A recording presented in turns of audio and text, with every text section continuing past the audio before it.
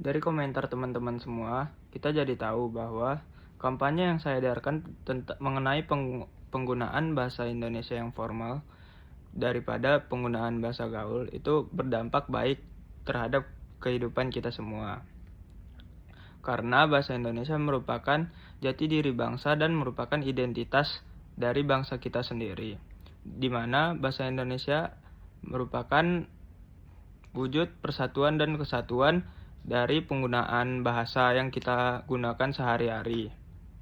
Dari situlah kita tahu tentang keberagaman dan segala macam. Nah, teman-teman semua, jangan malu untuk menggunakan bahasa Indonesia secara formal karena itu merupakan identitas kita sendiri. Dan kurangi penggunaan bahasa gaul atau bahasa non-formal seperti penggunaan penambahan bahasa asing atau segala macam karena Surabaya L, bagusan Jaksel. Enggak ah, Pik lebih bagus ah. Enggak ah, Bandung lebih bagus. Malang lah lebih bagus ah. Terserah lu pada dah, mau siapa yang lebih bagus.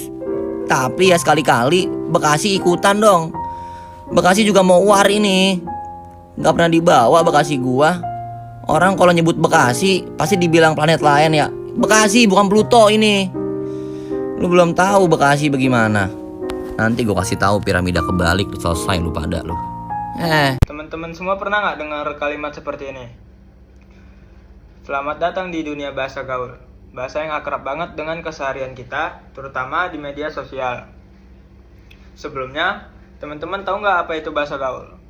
Bahasa gaul adalah bentuk komunikasi tidak resmi yang digunakan untuk menunjukkan kedekatan, keakraban, atau eksistensi dalam kelompok sosial tertentu.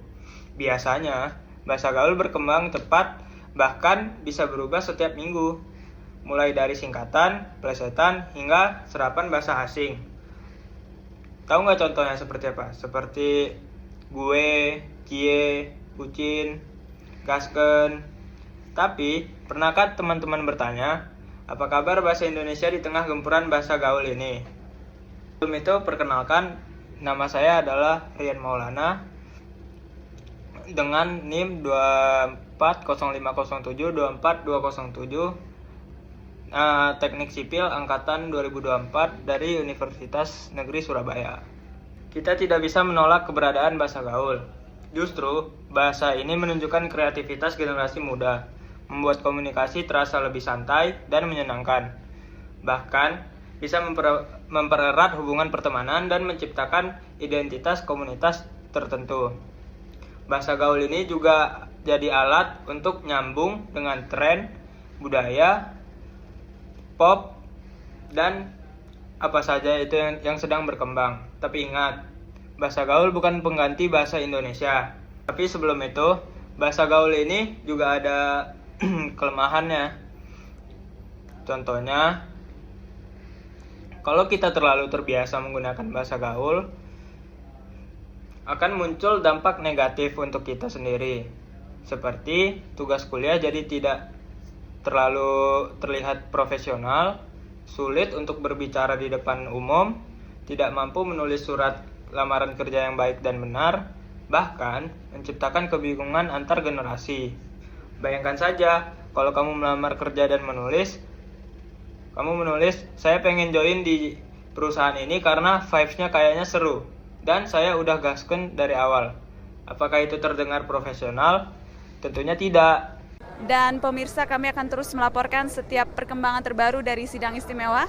Namun sebelumnya pemirsa, kami juga telah mendapatkan pernyataan dari Ketua DPR Akbar Tanjung mengenai bursa wakil presiden. Seperti diketahui, ia namanya sempat disebut-sebut sebagai salah satu calon wakil presiden mendatang mendampingi Megawati Soekarno Putri. Pemirsa, berikut pernyataan Akbar Tanjung selengkapnya seperti dilaporkan reporter kami, Ari Apriyadi. Bahasa Indonesia yang baik dan benar bukan berarti kaku. Bahasa baku justru menunjukkan kejelasan, ketepatan, dan rasa hormat. Apalagi dalam konteks akademi, profesional, dan komunikasi formal lainnya.